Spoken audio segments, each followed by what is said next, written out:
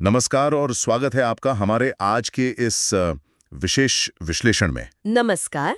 आज हम आंध्र प्रदेश के कडप्पा शहर में चल रही एक बहुत ही दिलचस्प और शायद जरूरी पहल की थोड़ी गहराई में जा रहे हैं। बिल्कुल, हम बात कर रहे हैं कडपा के एनजीओ कॉलोनी इलाके की मस्जिद में शुरू हुई एक पूरी तरह से आप कह सकती हैं मुफ्त मुस्लिम वैवाहिक सेवा की। हाँ, हमारे पास इसके उद्घाटन समारोह को कवर करने वाले एक यूट्यूब वीडियो जो OS TV5 न्यूज़ चैनल का है, उसके ट्रांसक्रिप्ट के कुछ हिस्से हैं राइट। और उन्हीं के आधार पर हम आज इस पहल को समझने की कोशिश करेंगे। हाँ, और आज हमारा मकसद सिर्फ ये जानना नहीं है कि ये क्या है, बल्कि ये समझना है कि भाई ये क्यों शुरू हुई, कौन लोग हैं इसके पीछे, इसे कौन चला रहा है और ये समुदाय के लिए क्या मायने रखती है। देखिए, पहली नजर में तो ये शायद एक और मैट्रिमोनियल सर्विस जैसी लगे। हाँ, लग सकती है, लेकिन यहाँ कुछ बहुत अलग हो रहा है ना? आपने बिल्कुल सही पकड़ा। जो बात इसे वाकई खास बनाती है वो ये है कि ये कोई मुनाफा कमाने वाली कंपनी या एजेंसी नहीं है। अच्छा, ये मस्जिद कमेटी के सदस्य हैं, जिनमें से कई तो रिटायर्ड पेशेवर हैं, उनके द्वारा चलाई जा रही है। और सबसे बड़ी बात, ये पूरी तरह से मुफ्त है। पूरी तरह मुफ्त। हाँ, इसे एक तरह से देखें तो ये धार्मिक संस्थान का जो मौजूदा भरोसा होता है ना, और जो सामाजिक नेटवर्क होता है, हाँ, उसका इस्तेमाल करके समुदाय की एक ऐसी जरूरत को पूरा करने की कोशिश है जिसे अक्सर बाजार या सरकार थोड़ा नजरअंदाज कर देती है। ये तो वाकई एक अनूठा कॉम्बिनेशन है। मस्जिद, मैचमेकिंग, रिटायर्ड पेशेवर और जीरो कॉस्ट। चलिए इसे थोड़ा और खोलते हैं। सबसे पहले ये है क्या और ठीक कहाँ स्थित है? जैसा हमने बताया, ये एक मुफ्त मुस्लिम वैवाहिक कार्यालय है। उन्होंने नाम दिया है शादी मुबारक का इदारा। शादी मुबारक का इदारा, ठीक है। हाँ, और इसका उद्घाटन हुआ है कडपा शहर के एनजीओ कॉलोनी इलाके की मस्जिद के कमरा नंबर 2 में। मकसद बिल्कुल सीधा और साफ है, मुस्लिम समुदाय के उन परिवारों की मदद करना जो अपने बच्चों के लिए शादी के रिश्ते ढूंढ रहे हैं। और ये काम कैसे करता है? क्या प्रक्रिया रखी है? क्या ये जैसे ऑनलाइन पोर्टल्स होते हैं वैसा कुछ है? नहीं, ऑनलाइन वाला सिस्टम नहीं है। ये काफी पारंपरिक और कह सकते हैं व्यक्तिगत है। प्रक्रिया सीधी साधी रखी गई है। अच्छा, परिवार अपने बच्चों के बायोडेटा और तस्वीरें लेकर इस कार्यालय में आते हैं, जमा करवाते हैं। ठीक है। फिर कार्यालय जो है वो इन बायोडेटाओं के आधार पर देखता है कि कौन से संभावित मिलान हो सकते हैं और फिर परिवारों के बीच संपर्क स्थापित करने में मदद करता है। अच्छा, तो वो सिर्फ कनेक्ट करते हैं? हाँ, जैसा कि एक वक्ता ने वीडियो में बताया, वो बस लिंक चेस्तारो एक कड़ी जोड़ने का काम करते हैं। अच्छा, तो ये ऑफिस सिर्फ जानकारी साझा करने और पहला संपर्क करवाने का जरिया है। रिश्ते की पूरी पड़ताल और आखिरी फैसला वो सब परिवारों पर ही है। हाँ बिल्कुल, ये बहुत जरूरी पॉइंट है। कार्यालय का रोल सिर्फ एक मध्यस्थ का है, एक सूत्रधार का। एक सदस्य ने इसे मीडिया मादिरी कहा, मीडिया की तरह जो सिर्फ जानकारी आप तक पहुंचाता है। राइट। इसके बाद की सारी जिम्मेदारी परिवारों की ही होती है। आपस में मिलना, एक दूसरे के बारे में जानकारी वेरीफाई करना, और अगर सब ठीक लगता है तो रिश्ते को आगे बढ़ाना और फाइनल करना। कार्यालय इसमें कोई दखल नहीं देता। ये पारंपरिक तरीके और इस नई पहल का एक मिला जुला रूप लगता है। और जो बात बार बार सामने आ रही है वो है इसका पूरी तरह मुफ्त होना। इस पर इतना ज्यादा जोर क्यों दिया जा रहा है? देखिए, यही इस पहल की आत्मा है और शायद सबसे बड़ी खासियत भी। एस खादर हुसैन, जो समिति के सदस्य हैं और रिटायर्ड इंस्पेक्टर भी हैं, उन्होंने उद्घाटन में बहुत साफ शब्दों में कहा कि किसी भी तरह का शुल्क, कोई भी फीस बिल्कुल नहीं ली जाएगी। एलांटी रुसुम वसूली चेरडम ले दो। अच्छा। कई वक्ताओं ने इस बात को दोहराया, इसे उचित सेवा मात्र में, यानी सिर्फ मुफ्त सेवा बताया। उन्होंने ये भी जोर दिया कि इसमें आयोजकों का कोई निजी स्वार्थ नहीं है। साफ कहा, मां स्वार्थम ले दो। ये पूरी तरह से समुदाय की भलाई के लिए है। ये वाकई बहुत सराहनीय है, लेकिन सवाल ये उठता है कि इसकी जरूरत क्यों महसूस हुई? क्या कडपा में या आसपास ऐसी सेवाएं पहले से मौजूद नहीं थी? मैट्रिमोनियल ब्यूरो या वेबसाइट्स? सूत्रों से जो बात उभर कर आ रही है वो ये है कि समुदाय के एक बड़े हिस्से में इसकी गहरी जरूरत महसूस की जा रही थी। बादशाह मोहिउद्दीन, जो रिटायर्ड बैंक मैनेजर और समिति सदस्य हैं, उन्होंने इस पर थोड़ी रोशनी डाली। क्या कहा उन्होंने? उन्होंने बताया कि खासकर जो मध्यम वर्ग है और गरीब परिवार है, मिडिल क्लास वाले को, पैदा वालों को, उनको अपने बच्चों के लिए सही रिश्ते ढूंढने में बहुत ज्यादा संघर्ष करना पड़ता है। उनके लिए ये प्रक्रिया अक्सर महंगी और तनावपूर्ण हो जाती है। किस तरह की बाधाएं थी? क्या सिर्फ पैसे की कमी ही एक बड़ी समस्या थी? नहीं, या फिर जो महंगी मैट्रिमोनियल वेबसाइट्स होती हैं उनकी मेंबरशिप लेने का खर्च नहीं उठा पाते। हाँ, वो तो है। एसएम शरीफ, जो एक और रिटायर्ड कर्मचारी और समिति सदस्य हैं, उन्होंने इसी बात पर जोर दिया कि इस पहल से परिवार न सिर्फ ब्रोकरों पर निर्भरता से बचेंगे, बल्कि उनका काफी पैसा भी बचेगा। लेकिन बात सिर्फ पैसे की नहीं थी। अच्छा, और क्या मुद्दे थे? एक और दिलचस्प पहलू जो सैयद खादर बादशाह, एक समिति सदस्य ने उठाया, वो था पढ़े लिखे युवाओं की समस्या। पढ़े लिखे युवाओं की कैसे? उन्होंने बताया कि कई लड़के जो ग्रेजुएट हैं और 28-30 साल के हो चुके हैं, और इसी तरह पढ़ी लिखी लड़कियां भी सही रिश्ता न मिलने की वजह से इंतजार कर रहे हैं। उन्हें मनपसंद और योग्य साथी ढूंढने में देरी हो रही थी और जाहिर है परिवार परेशान थे। तो ये सेवा उन लोगों के लिए भी एक मंच प्रदान करती है। ये बात तो ध्यान देने लायक है कि समस्या सिर्फ आर्थिक रूप से कमजोर वर्ग तक ही सीमित नहीं थी। पढ़े लिखे युवाओं को भी दिक्कत आ रही थी। अच्छा, तो ये विचार आया कहाँ से? किसी एक व्यक्ति के दिमाग की उपज थी या ये कैसे शुरू हुआ? ये भी इसकी एक खास बात है। इब्राहिम बादशाह, जो समिति के अध्यक्ष और रिटायर्ड वॉलीबॉल कोच हैं, उन्होंने बताया कि ये विचार किसी बंद कमरे की मीटिंग में नहीं आया। अच्छा, बल्कि मस्जिद से जुड़े एक सुबह की सैर करने वाले समूह, एक वॉकिंग ग्रुप में चर्चा के दौरान ये बात सामने आई। वॉकिंग ग्रुप मतलब सुबह टहलने वाले वो? हाँ। इस ग्रुप के सदस्य सुबह की नमाज के बाद साथ में टहलते हैं और वहीं बातों बातों में ये मुद्दा उठाओ और इस पर विचार शुरू हुआ। अरे वाह, यानी ये बिल्कुल जमीनी स्तर से रोजमर्रा की बातचीत से निकला हुआ आइडिया है। ये तो कमाल है। बिल्कुल। हालांकि इब्राहिम बादशाह ने ये जरूर बताया कि औपचारिक रूप से इसका प्रस्ताव मोहम्मद अली ने रखा था, जो खुद भी उस वॉकिंग ग्रुप का हिस्सा है। ठीक है। लेकिन सभी वक्ताओं ने इस बात पे जोर दिया कि ये किसी एक व्यक्ति का नहीं बल्कि एक सामूहिक प्रयास है। इसकी सफलता के लिए पूरे समुदाय के सहयोग, अंदरी सहकारम उंडाल की जरूरत है, सिर्फ उन कुछ लोगों की नहीं जिनके नाम उद्घाटन वाले पर्चे पर लिखे हैं। ये महत्वपूर्ण है। और ये लोग कौन हैं जो इसे चला रहे हैं? हमने कुछ नामों और उनके रिटायर्ड प्रोफेशन का जिक्र तो किया, क्या इनके बारे में कुछ और जानकारी है?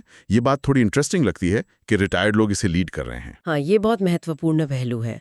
ये मुख्य रूप से एनजीओ कॉलोनी मस्जिद समिति के सदस्य हैं, और जैसा हमने सुना, इनमें कई सम्मानित रिटायर्ड पेशेवर शामिल हैं। एस खादर हुसैन, रिटायर्ड इंस्पेक्टर; इब्राहिम बादशाह, रिटायर्ड वॉलीबॉल कोच; बादशाह Mohiuddin, retired bank manager; Salim, retired राजस्व कर्मचारी; शिराजुद्दीन, रिटायर्ड मैनेजर; और एसएम शरीफ, रिटायर्ड कर्मचारी। काफी अनुभवी लोग लग रहे हैं। जी, ये दिखाता है कि ये वो लोग हैं जिनके पास जीवन का अनुभव है, अपनी अपनी फील्ड का तजुर्बा है, और अब वो अपना समय, अपनी ऊर्जा और शायद अपने पुराने संपर्कों का नेटवर्क भी इस सामुदायिक सेवा में लगा रहे हैं। उनके रिटायर्ड होने का शायद ये भी मतलब है कि उनके पास इस काम के लिए समय और समर्पण देने की गुंजाइश ज्यादा है ना? संभवतः यही बात है।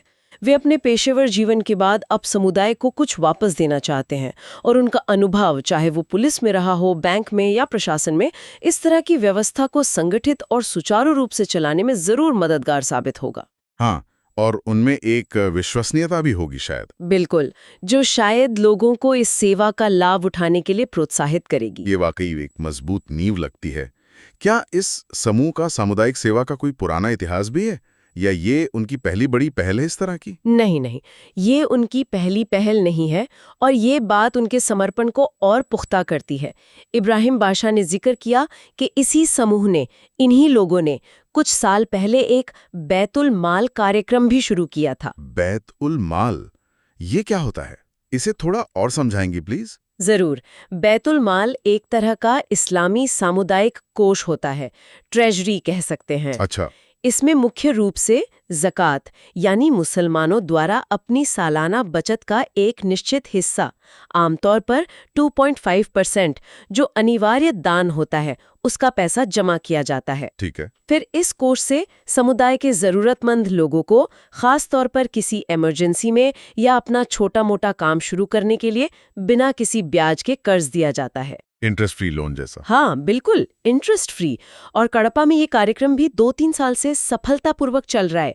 तो ये दिखाता है कि ये लोग पहले से ही समुदाय की जरूरतों को समझते हैं और उनके समाधान के लिए संगठित होकर काम कर रहे हैं। तो ये वैवाहिक सेवा उसी सेवा भाव की एक अगली कड़ी है एक तरह से। हाँ। क्या भविष्य के लिए भी ऐसी ही कुछ और योजनाएं हैं इनकी? हाँ, उनकी सोच सिर्फ यहीं तक सीमित नहीं है। ये भी दिलचस्प है।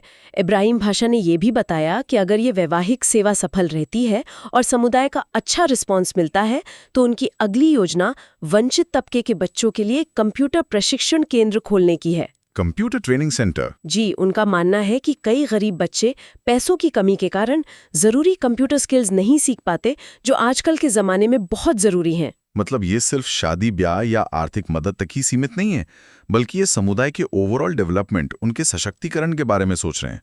ये तो काफी व्यापक दृष्टिकोण है। अब जरा बात करते हैं इसके दायरे की। क्या ये सेवा सिर्फ कड़पा के गरीब परिवारों के लिए ही है, जैसा कि अक्सर ऐसी पहलों के बारे में सोचा जाता है? नहीं, इस बारे में आयोजकों ने स्थिति बिल्कुल साफ की है। सैयद खादर बाशा ने खास तौर पर कहा कि कुछ लोग शायद सोचें कि ये सिर्फ गरीबों, बीदवालकों के लिए है, लेकिन ऐसा बिल्कुल नहीं है। अच्छा। उन्होंने जोर देकर कहा कि ये ऑलमोस्ट अंदरी की, यानी लगभग सभी मुसलमानों के लिए खुली है, चाहे उनकी आर्थिक पृष्ठभूमि कुछ भी हो। मध्यम वर्ग, उच्च मध्यम वर्ग, कोई भी इसका लाभ उठा सकता है। मकसद है एक विश्वसनीय और सुलभ मंच प्रदान करना, बस। और क्या इसका दायरा सिर्फ कड़पा जिले तक ही सीमित रखने का इरादा है, या इसे लेकर कुछ बड़ी महत्वाकांक्षाएं भी हैं? या उनकी सोच काफी महत्वाकांक्षी लगती है। सिराजुद्दीन, जो रिटायर्ड मैनेजर हैं, उन्होंने उद्घाटन भाषण में ये उम्मीद जताई कि ये सेवा सिर्फ जिला स्तर तक ही सीमित न रहे, बल्कि धीरे धीरे पूरे आंध्र प्रदेश और यहाँ तक कि पूरे देश, देशम मत्तम कूड़ा व्यापिन चालनी में फैले। पूरे देश में? ये तो बहुत बड़ा लक्ष्य है। क्या उन्होंने कुछ बताया कि ये कैसे संभव हो सकता है? क्या ये थोड़ा ज्यादा महत्वाकांक्षी नहीं लगता? देखिए, उन्होंने इस पर विस्तार से तो नहीं बताया कि ये कैसे होगा। जाहिर है ये भी शुरुआती चरण है, लेकिन उनकी ये इच्छा जाहिर करती है कि वो इस मॉडल की क्षमता में कितना विश्वास रखते हैं। हाँ, ये तो है। शायद उनका मानना है कि अगर ये कड़पा में सफल होता है तो ये दूसरे शहरों और समुदायों के लिए भी एक प्रेरणा बन सकता है।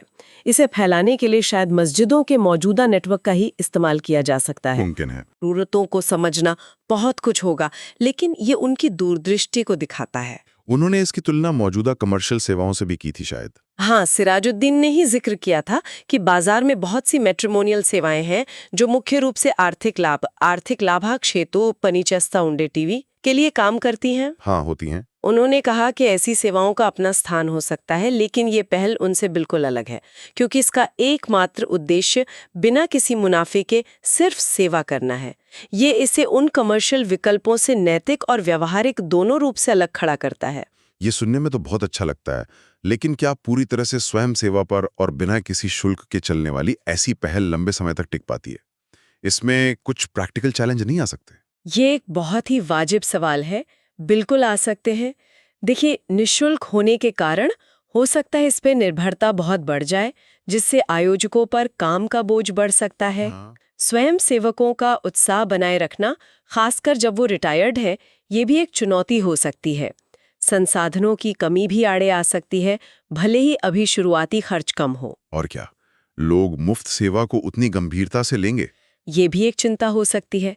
क्या लोग मुफ्त सेवा को उतनी ही गंभीरता से लेंगे जितनी पेड सर्विस को लेते हैं? क्या इसके दुरुपयोग की संभावना है? इन चुनौतियों से आयोजकों को निपटना होगा, इसमें कोई शक नहीं। हाँ, ये कुछ ऐसे पहलू हैं जिन पर शायद उन्हें आगे चलकर विचार करना होगा। अब अगर हम पूरी बातचीत को थोड़ा समेटें तो कुछ खास बातें हैं जो बार बार उभर कर सामने आई, जो इसे यादगार बनाती हैं। बिल्कुल। पहली बात तो मेरे ख्याल से यही कि इसका विचार सुबह की नमाज के बाद टहलने वाले ग्रुप में आया।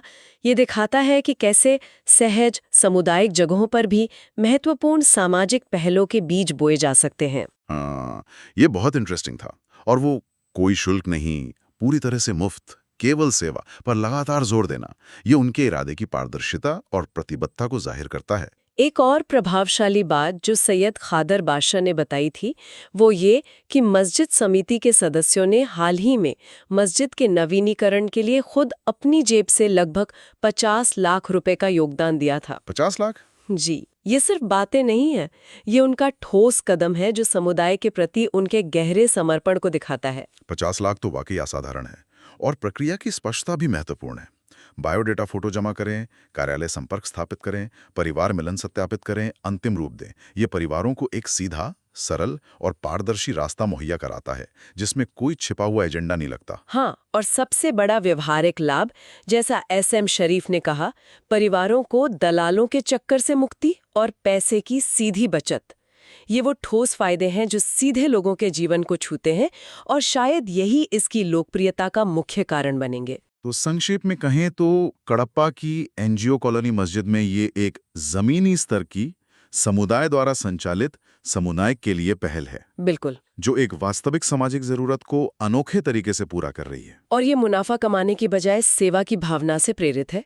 ये रिटायर्ड पेशेवरों और समुदाय के अन्य सदस्यों का एक सराहनीय सामूहिक प्रयास है, जो अपने अनुभव, समय और संसाधनों का उपयोग समाज की भलाई के लिए कर रहे हैं, और वो भी मौजूदा सामुदायिक ढांचे यानी मस्जिद का रचनात्मक उपयोग करते हुए। ये उन श्रोताओं के लिए एक बेहतरीन केस स्टडी है जो ये समझना चाहते हैं कि कैसे जटिल सामाजिक चुनौतियों का समाधान जमीनी स्तर पर समुदाय के भीतर से ही खोजा जा सकता है। हाँ, ये सामुदायिक संगठन, विश्वास और परोपकारिता की शक्ति का एक जीवंत उदाहरण है। और ये इस बात पर भी सोचने को मजबूर करता है कि कैसे हमारी मौजूदा सामाजिक और धार्मिक संरचनाओं का उपयोग सिर्फ उनके पारंपरिक उद्देश्यों तक ही सीमित न रहकर व्यापक सामाजिक कल्याण और विकास के लिए भी किया जा सकता है। बिल्कुल। तो अंत में हमारे श्रोताओं के लिए सोचने वाली बात ये हो सकती है, क्या हो सकती है? हाँ, शायद ये सोचने लायक है कि इस कडप्पा मॉडल से सीखते हुए विश्वास और स्थानीय नेटवर्क का लाभ उठाकर इसी तरह की समुदाय आधारित शून्य लागत वाली पहल और किन सामाजिक आवश्यकताओं को पूरा कर सकती हैं। जैसे शिक्षा, स्वास्थ्य, स्किल डेवलपमेंट, कहाँ ये मॉडल कारगर हो सकता है, खासकर उन क्षेत्रों में जहां व्यावसायिक या सरकारी सेवाएं या तो पहुंच नहीं पाती या बहुत महंगी होती हैं। ये एक अच्छा सवाल है। और एक और सवाल शायद ये भी कि क्या इस मॉडल को कडप्पा से बाहर किसी दूसरे शहर, किसी दूसरे समुदाय में जस का तस दोहराया जा सकता है, या इसे सफल बनाने के लिए स्थानीय संदर्भों के अनुसार बदलाव जरूरी होंगे? हाँ, बिल्कुल। और शुरुआती उत्साह के बाद इसकी दीर्घकालिक सफलता और स्थिरता किन कारकों पर निर्भर करेगी? क्या वो नेतृत्व होगा या सामुदायिक भागीदारी या कुछ और? ये कुछ ऐसे सवाल हैं जिनका जवाब तो खैर भविष्य में ही मिलेगा, लेकिन कडप्पा की ये पहल निश्चित रूप से एक उम्मीद जगाती है और शायद कई और लोगों को अपने समुदायों में इसी तरह के सकारात्मक बदलाव लाने के लिए प्रेरित करेगी। बिल्कुल। इसी उम्मीद के साथ आज का ये विश्लेषण यहीं समाप्त करते हैं। धन्यवाद। धन्यवाद।